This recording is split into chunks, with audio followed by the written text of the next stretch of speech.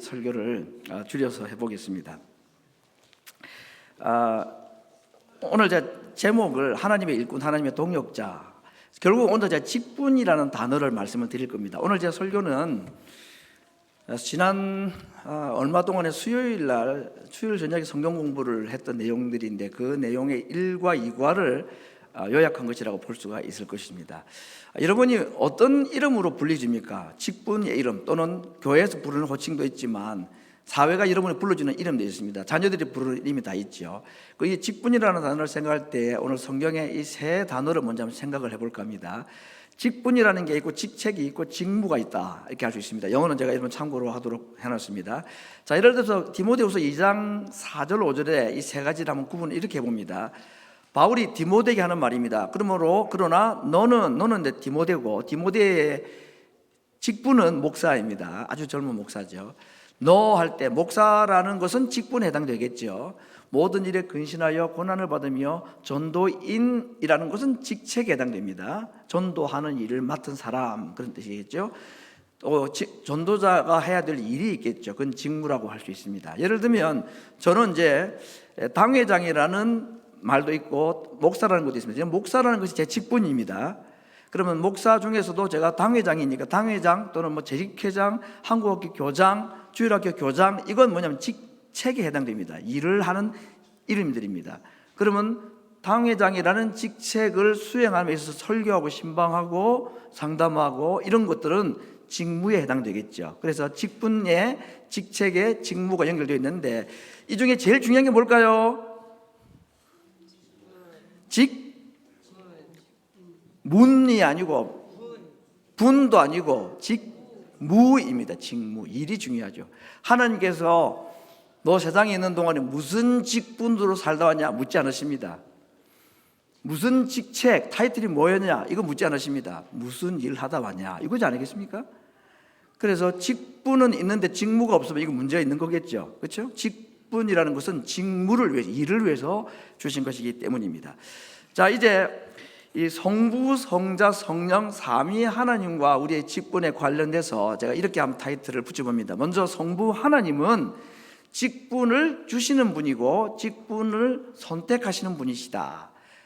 하나님은 사람의 도움이 사실은 필요치 않으신 분입니다.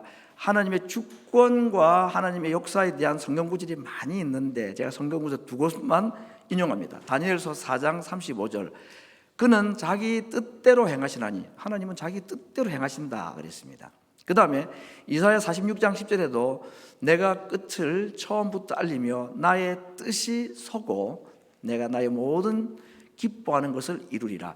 이 말씀들은 하나님은 자기의 뜻을 세우시고 그것을 반드시 성취하시고 이루시는 분이시다.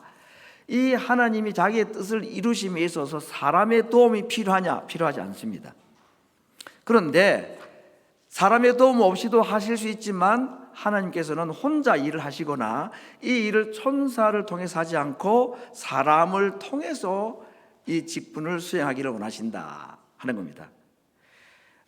하나님께서 사람을 통해서 일하시는 것에 대한 이야기를 제가 성경 구절을 한번 찾아볼게 보겠습니다. 창세기 1장 26절 우리가 잘 아는 말씀인데 태초에 아담을 만드실 때 하신 말씀이죠. 하나님이 가라사대 우리의 형상을 따라 우리의 모양대로 우리가 사람을 만들고 그로 바다의 고기와 공중의 새와 육축 온 땅에 기는 것을 다스리게 하자.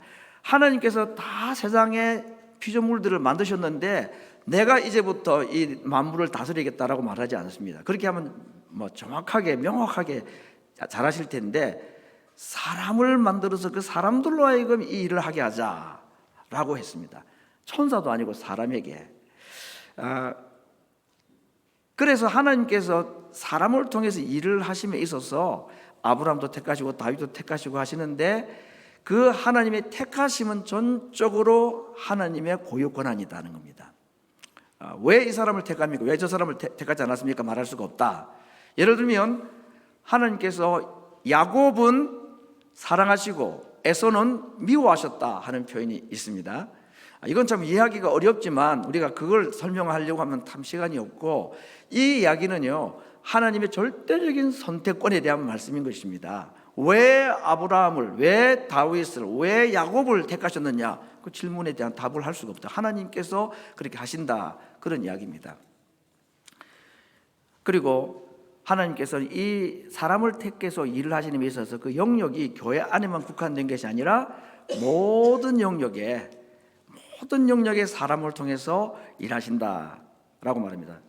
로마서 13장 1절에 보면 모든 권세는 다 하나님께서 정하신 바다 하는 말씀으로 하나님의 주권적인 이 선택과 일하심에 대한 이야기들을 먼저 정리합니다.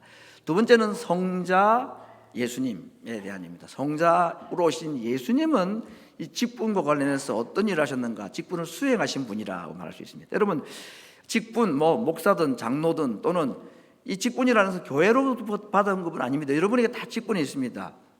여러분 직분이 뭐죠? 아내, 남편, 자식, 부모, 이게 다 직분이, 이거 호적해서 나라가 준 게 아니고 혼인신고 해가지고 저기 타운십에서 주고 스테이트에서 주고 이게 아닙니다. 하나님이 주신 직분들입니다. 모든 호칭들은 목적을 가지고. 그럼 왜 주셨을까요?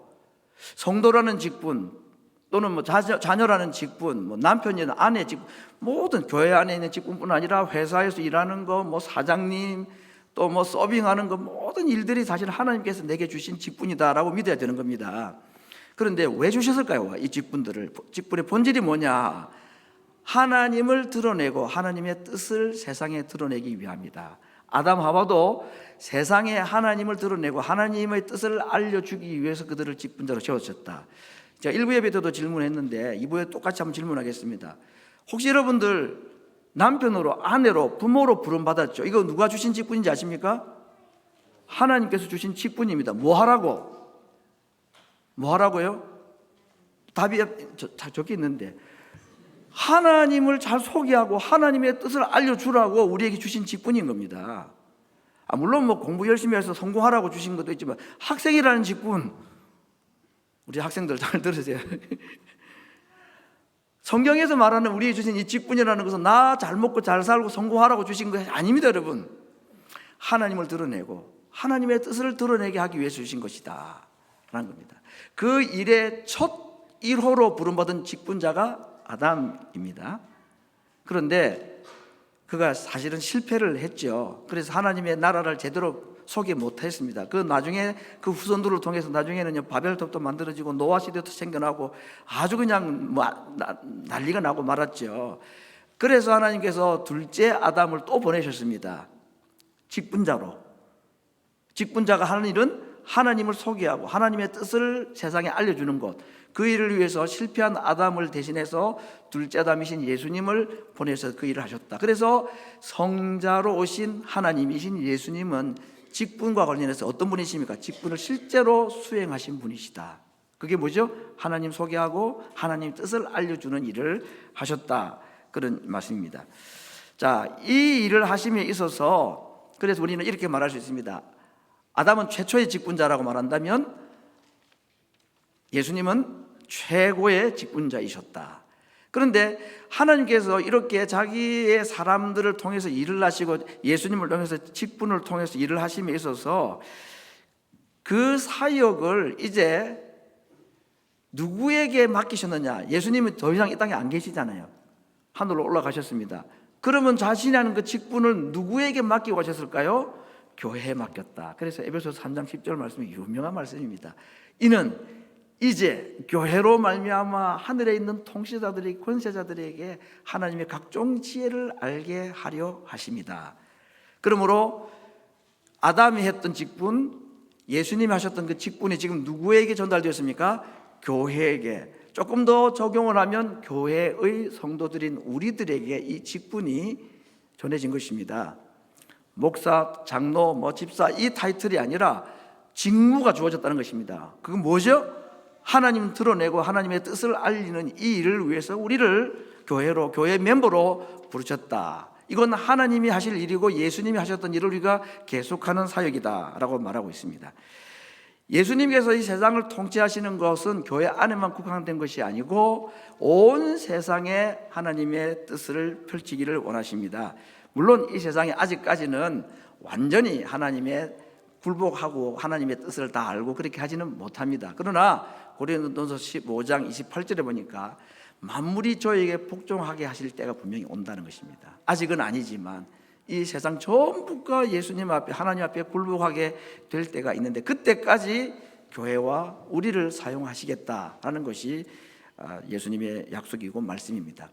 그리고 이 만물을 복종케 하기 위해서, 우리가 직분을 잘 수행하기 위해서 우리가 해야 될 일 하나 있습니다. 이게 이제 요한복음 15장에 나타나 있는 포도나무와 가지 비유인데, 우리가 해야 될 게 뭘까요? 직분을 수행하고 하나님의 뜻을 잘 전달하고 잘 뜻을 드러내기 위해서는 다르게 할 게 없습니다. 잘 붙어 있어야 된다. 그래서 가지가 나무에 붙었을 때 나무의 역할을 할 수 있도록 하셨다라고 말씀하셨습니다.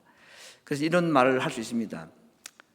잘 다스림을 받아야 잘 다스릴 수가 있다. 이게 이스라엘의 왕에게 주신 강력한 메시지입니다. 하나님의 종노릇 잘하는 자가 왕노릇 잘할 수 있다, 이런 것입니다. 이 모든 직분의 이름에다가 똑같이 적용할 수 있습니다. 우리가 하나님께 잘 붙어 있는 만큼 학생도, 부모도, 자식도, 내 사업하는 것, 모든 것도 우리에게 중요한 것은 예수님께 잘 붙어 있는 삶을 사는 것이다 라고 말합니다. 마지막 세 번째는 성령님의 사역입니다. 하나님께서는 직분을 세우시고 주시고 예수님은 그걸 수행하시고, 그리고 올라가고 난 뒤에 성령님은 지금 뭘 하실까? 직분을 잘 수행하도록 돕는 일을 하시는 분이시다. 그래서 제가 이 단어는 이제 헬라어의 그 일종의 워드플레이인데요, 자주 인용했기 때문에 여러분 다 기억하실 정도입니다. 다시 한번 생각해 보겠습니다. 성령님은 은사를 주시는 분이시다. 은사를 이제 헬라어로는 카리스마라, 독재자 이런 뜻이 아니고 일할 수 있는 어떤 은사, 재능, 잘할 수 있는 달란트, 그런 게 있다 그 말이죠. 그걸 성령님이 주신다고 그랬습니다. 우리에게 은사를 다 잘 수행할 수 있도록 또 뭘 주시느냐? 카리스, 은혜를 주신다. 그리고 두나미스라는 능력도 주신다 그랬습니다. 그래서 주시는 은사를 은혜로 잘 수행을 하게 되면 그 결과 우리에게 뭐가 생기느냐? 카라, 기쁨이 생기고, 그리고는 하나님께 감사를 하게 됩니다. 은사가 없이 은혜로만 일하면 다른 사람이 불편해요. 그래서 참 아무리 자기가 잘하고 싶지만 자기 재능이 아닌 것은 사실은 양보하는 것이 맞잖아요, 그렇죠? 제가 구체적으로 예를 들지는 않겠습니다. 그런데 문제는 그보다 더 심각한 문제는 뭐냐면, 분명히 은사가 있는데, 저거 할 수 있는 달란트가 있고 재능이 있고 하면 잘하는 게 있는데 은혜가 없이 하게 되면 이게 정말 심각합니다. 은혜 없이 하게 되면 잘 되면 교만, 못 되면 낭망, 이 두 가지입니다. 그래서 주시는 은사가 무엇이냐를 깨닫는 것도 굉장히 중요한데, 그것을 잘 수행하기 위해서는 반드시 은혜를 구해야 합니다. 그럴 때에 기쁨이 있는 거죠. 역으로 말하면 내가 교회를 봉사하고, 내가 무슨 일을 하고 있는데 이게 정말 하나님께서 영광을 받으시고 하나님의 뜻을 잘 드러내고 있는지 없는지, 이 은사를 은혜로 잘 수행하고 있는지 없는지를 체크해 볼 수 있는 체크리스트가 있습니다. 그게 뭘까요? 내 마음에 기쁨이 있으면 괜찮은 겁니다. 그런데 기쁨 없으면 뭐가 문제가 있다. 내가 은사가 없는 건가, 은혜가 없는 건가, 둘 다 없는 건가, 뭔지 우리가 분별할 수 있습니다. 아무튼 성령 하나님께서 우리에게 하시는 일은 이런 일들을 하신다. 이제 예수님께서 이 땅에 사역하실 때 하셨던 거 한번 보겠습니다. 예수님은 가르치시고 천국 복음을 전파하시고 병을 고치셨다. 이 세 가지가 예수님의 직분자로서 수행한 세 가지 사역이 그렇게 소개가 되어 있습니다. 예수님은 이 직분을 수행함에 있어서 병을 고치는 능력이 얼마나 대단합니까, 여러분? 근데 자기의 능력을 드러내기 위해 하신 것이 아닙니다. 직분은 누구를 드러내기 위한 거라 그랬죠? 하나님. 무엇을? 하나님의 뜻을. 예수님은 병을 고치는 이런 엄청난 일을 하셨음에도 불구하고 전적으로 하나님 드러내고 하나님의 뜻은 영혼의 구원인데 그거 드러내게 하기 위한 데 사용하셨다 그랬습니다. 그리고 세 번째는 예수님께서 이 직분을 수행함에 있어서 가장 모범적으로 하신 것이 히브리서 4장 15절에 있는 말씀인데, 너무나 잘 아는 말씀이죠. 우리에게 있는 대제사장 예수님은 우리의 연약함을 체휼하지 않느냐 하는 자가 아니요. 이건 이제 우리 개역 옛날 쓰고 있는, 우리 지금 쓰고 있는 성경이고, 내년 1월부터는 이제 개역 개정판을 쓰게 되는데, 그때 되면 이제 동정하지 않는 분이 아니요, 이렇게 이제 번역이 될 겁니다. 동정이라는 말이 맞긴 맞습니다. 같은 마음을 가진다는 말이 맞는데, 이 체휼이라는 말은 앞으로는 우리에게는 사라질 표현 같아 보이는데, 이게 참 좋아요. 사실은요, 몸으로 불쌍함을 느끼는 그거 말하는 것입니다. 예수님께서 우리를 도우실 때에, 직분을 수행하실 때에 어떻게 하셨느냐? 그냥 마음으로 감정적으로 동의하고 동정하는 게 아니라 온 몸으로 자기가 우리의 슬픔과 육체의 질고와 영혼의 아픔들을 다 경험하셨다고 그랬습니다. 그게 이사야 53장의 유명한 말, 그는 실로 우리의 질고를 줬다고 그랬습니다. 우리의 슬픔을 담당했다고 그랬습니다. 우리 대신에 맞으시고 채찍에 맞으셨다고 그랬습니다. 이게 뭐냐? 루터는 위대한 맞교환이라는 표현을 썼습니다. 물에 빠진 사람을 건져주는 방법은 두 가지입니다. 하나는 줄을 늘어뜨려 가지고 내가 물에 안 들어가고 살려주는 방법. 근데 그렇게 해서 도저히 못 살아나면 내가 들어가야 되잖아요. 그렇죠? 들어가서 둘 다 살아나올 수도 있고 둘 다 죽을 수도 있고, 나는 죽고 그는 살릴 수도 있고, 이 세 번째 마지막에 나는 죽고 누구를 살리는 게, 이게 지금 맞교환인 겁니다. 예수님은 우리에게 사망을 가져가시고 우리에게 생명을 주신 분입니다. 무덤을 가져가시고 우리에게 부활을 주신 분이십니다. 이게 예수님께서 우리를 봉사하시는 직분자의 사명을 수행하신 방법인 겁니다. 고맙죠, 그죠? 근데 왜 우리에게 이런 말씀을 하시고 왜 이런 것으로 우리에게 오늘 도전을 하실까요? 너희도 그렇게 하라 하는 겁니다. 좀 못해요. 어떻게 내가 죽어서 남을 살리고 이거 어떡합니까? 못하죠. 근데 일부러 죽을 필요는 없지만요, 정말 그럴 일이 생기면 할 수 있을지 모르겠는데, 중요한 것은 예수님이 우리의 모범이 되셔서 또 어떤 일 때문에 내가 대신 당하고 다른 사람을 유익하게 만드는 것, 이런 것이 직분 수행의 바른 방법이라고 말씀을 하셨습니다. 오늘 본문에 있는 말씀 하나를 보겠습니다. 에베소서 4장 7절 말씀에 보니까 우리 각 사람에게 그리스도의 선물을 분량대로 은혜로 주셨다 하는 말이 있습니다. 그래서 제가 오늘 이 말씀을 가지고 다시 한번 정리를 해봅니다. 하나님께서 우리에게 은사를 주시고 뭔가 감당할 수 있는 재능들을 주셨다고 그랬는데 세 가지입니다. 첫 번째, 은사는 선물이다. 나는 은사가 없어요 하는 분도 있습니다. 없는 분은 없습니다. 잘 발견 못했을 수는 있지만 다 있죠. 뭘 해도 잘합니다. 뭘 할 수 있는 게 사람들에게 다 있죠. 근데 그게 내 것이 아니라 하나님께서 주신 거다. 주인이다, 하나님이. 두 번째, 하나님은 각 사람에게, 다양한 사람에게 다양한 은사를 주십니다. 모든 사람에게 똑같은 걸 주신 게 아니라 다 다른 겁니다.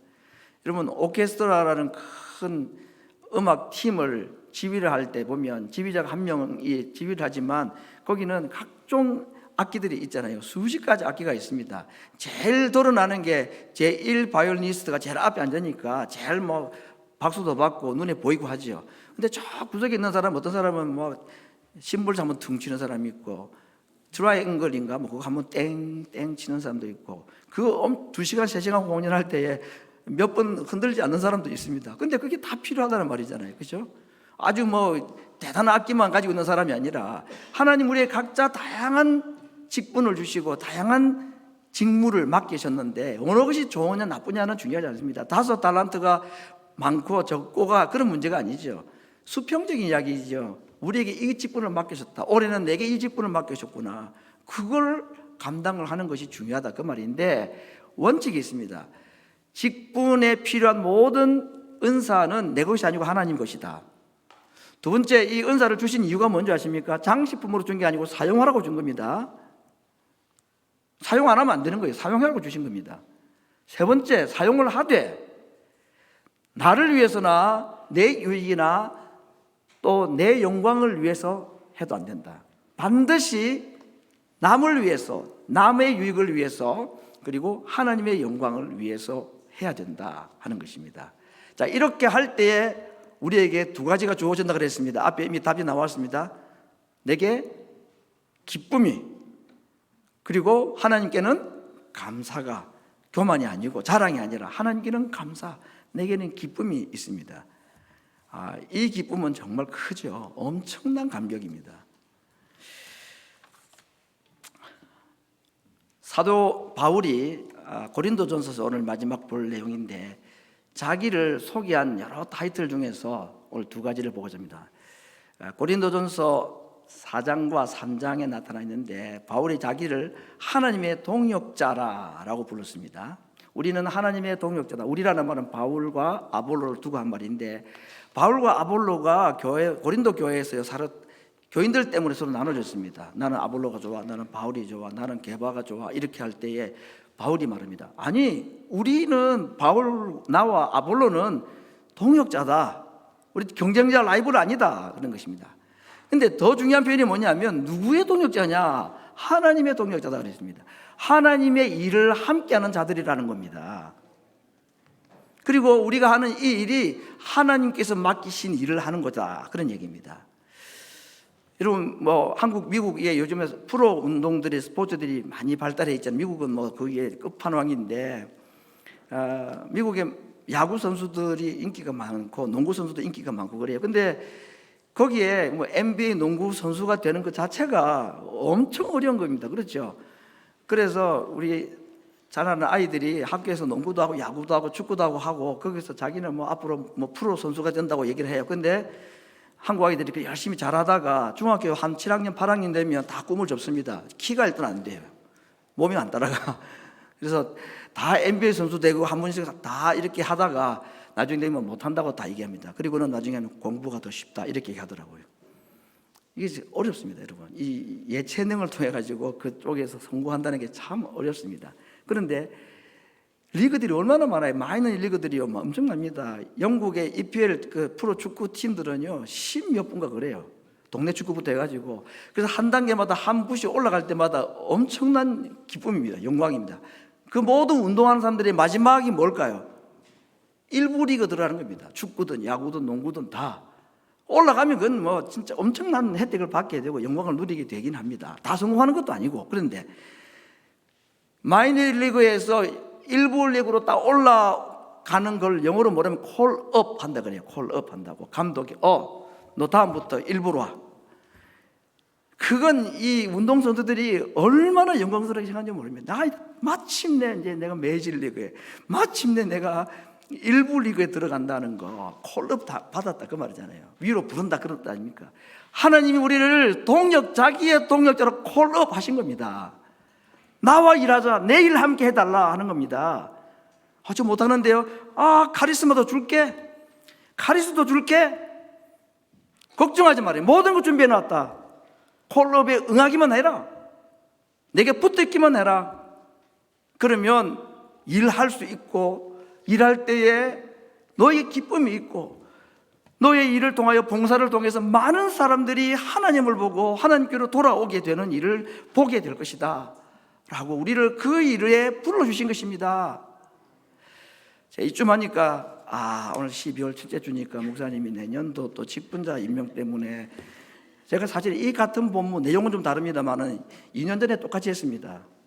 내용은 다릅니다. 분명히 다 확인해 보십시오. 2023년 12월 첫째 주 설교 유튜브 들어보시면. 근데 일을 우리가 할 때에 하나님께서 우리를 무슨 앵벌이 시키는 겁니까? 할 사람이 없어서 우리에게 막 구걸하시는 겁니까? 저는 구걸합니다. 여러분, 제발 좀 해달라고. 하나님 그래 안 하셔요. 이거 우리 위해서 하시는 거고 하나님 영광을 받기 위해서 하시는 거라고 그랬습니다. 그렇게 할 때에 하나님께서 우리가 하나님의 부르심에 콜업 당했다는 게 얼마나 감격스러운 일인지 손해보는 거 아니고 첫째는 우리의 감사가 있고 기쁨이 넘치게 되고 그리고 많은 사람들이 하나님의 영광을 보게 되는 이 일에 우리를 사용하시겠다는 거 아니겠습니까? 집회 총회가 다음 주부터 시작이 되고 당회원들이 지금 머리를 맞대고 있습니다. 또 새로운 직분자들 임명을 해야 되고 근데 이렇게 말하면 나 이제 내년에 그만두려고 했는데 또 부담스럽게 저렇게 설교하시면 어떡하냐. 제가 자유를 드립니다. 너무 많이 하지 마세요. 너무 일을 오랫동안 하시면 안 좋습니다. 좀 쉬어야 돼요. 저는 제 동생이 20년간 그 우리 흔히 말하는 구역장하고 번아웃 된 거 보고 한국에서 너무했다. 이게 뭐야? 20년 동안. 제가 진짜 측은한 마음이 들더라고요. 20년까지 하신 분 안 계시지만 저한테 몇 분 요청했습니다. 괜찮아요. 쉬면 돼. 어때요? 노는 게 아니고 뭐 좀 쉬도 재충전해서 또 하는 거 아니겠습니까? 그러면 누군가가 대신 그 일을 하시면 되는 겁니다. 그래서 내년 한 해 우리 교회 안에 하나님의 부르심에 참 내 삶을 하나님께 한번 드려보고, 또 내가 너무 그동안 지치고 힘들었으면 하나님 좀 쉬다가 재충전해서 다음에 다른 일 하든지 또 하겠습니다. 이렇게 해서 한 해 동안 주신 이 직분, 여러분 누군가는 해야 될 일입니다. 그러나 아무나 할 수는 없고 또 그 일을 내가 아무 준비 없이 할 수도 없는 것이고, 한 해 동안 주님의 교회를 위해서 애를 많이 쓰셨고, 한 해뿐이겠습니까? 지난 수년 동안에 얼마나 많은 애를 쓰셨는가. 제가 한 분 한 분 이 설교하면서 많은 사람들이 머릿속에 스쳐 지나가는데 마음이 너무 감사하고 감격하고 또 아픔도 있고 그렇습니다. 그래서 정말 하나님의 위로와 함께 또 다른 하나님의 사람들을 세우고자 할 이 일에 기도하시면서 한 주간 잘 준비하셔서 지회와 여러분의 교회, 구역을 위해서 믿음의 섬김이 우리 가운데 있기를 간절히 바랍니다. 기도하겠습니다.